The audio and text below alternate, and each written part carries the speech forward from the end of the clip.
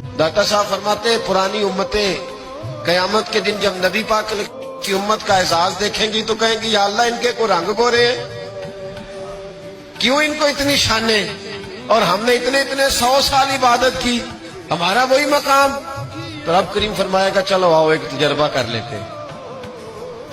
لیتے، تو بندے کہیں گے مولا کر لو۔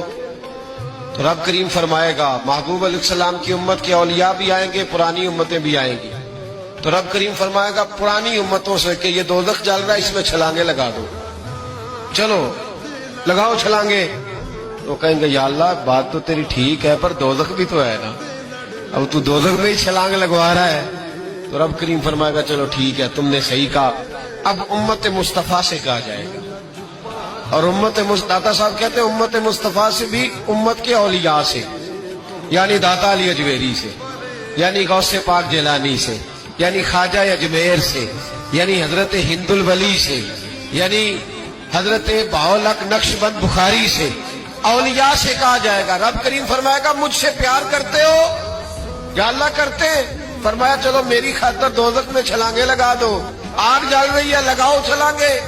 جب وہ لوگ چھلانگ لگا کے اندر جائیں گے نا، تو جس طرح حضرت ابراہیم گئے تو آگ میں تھے پر اندر گئے تھے تو گلزار بنی ہوئی تھی، جب اندر جائیں گے تو گلزار ہوگی، ٹھنڈی ہوگی، جنت ہوگی، نظر کچھ آ رہا تھا، اندر گئے تو کچھ۔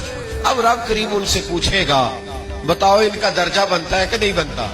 اس کا مطلب ہے بہترین رزلٹ اسے ملتا ہے جو رب کریم کی رضا پہ راضی ہو جاتا ہے۔